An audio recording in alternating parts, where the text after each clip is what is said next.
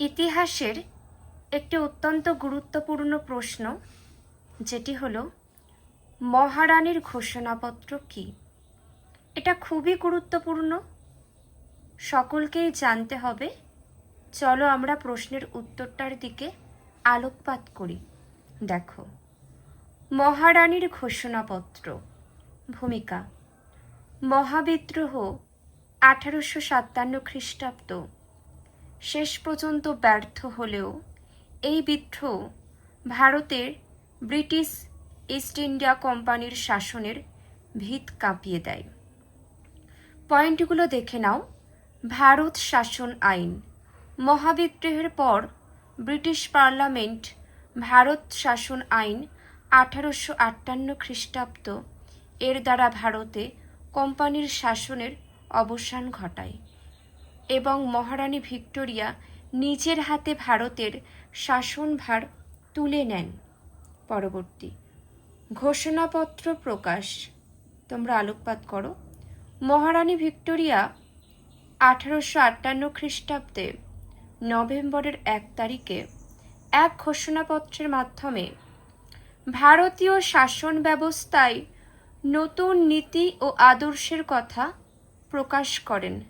দেখে নাও এটি মহারানী ঘোষণাপত্রের প্রথম পৃষ্ঠার একটি অংশ কেমন ছিল, দেখে নাও।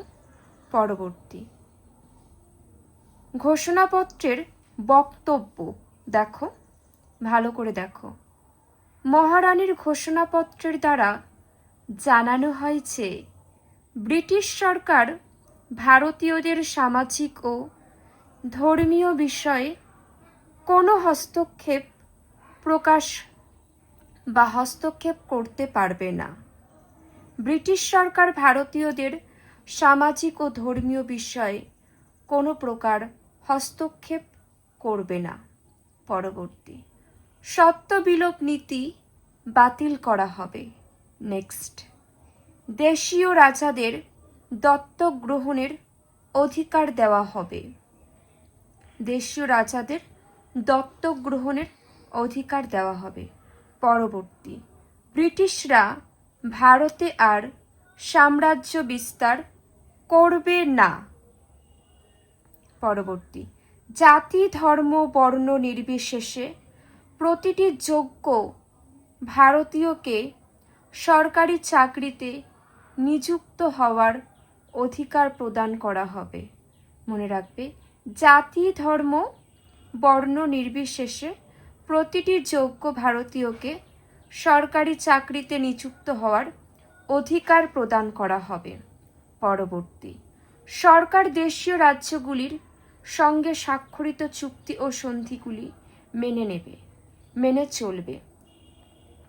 সরকার দেশীয় রাজ্যগুলির সঙ্গে স্বাক্ষরিত চুক্তি ও সন্ধিগুলি মেনে চলবে।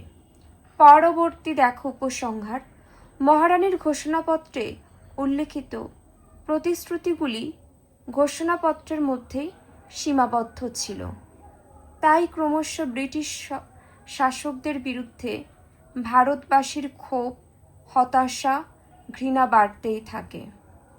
এটা দেখো, জেনে রেখো তোমরা, মহারানীর ঘোষণাপত্রে ভারতীয়দের বহু আশ্বাস দেওয়া হলেও বাস্তবে সেগুলির অধিকাংশ রূপায়িত হয়নি।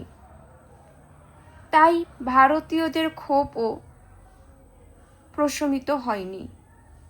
এই ক্ষোভ থেকে বাংলা তথা ভারতে বিভিন্ন রাজনৈতিক সভা সমিতির প্রতিষ্ঠা শুরু হয়।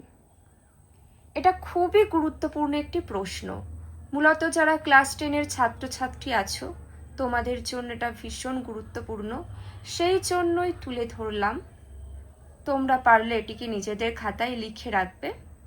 আর যারা মনে করো অন্য জায়গা থেকে উত্তর করবে, অন্তত পক্ষে প্রশ্নটা নিজেদের খাতায় লিখে রেখো, খুবই গুরুত্বপূর্ণ। আজ এখানেই শেষ করছি। সবাই খুব ভালো থেকো।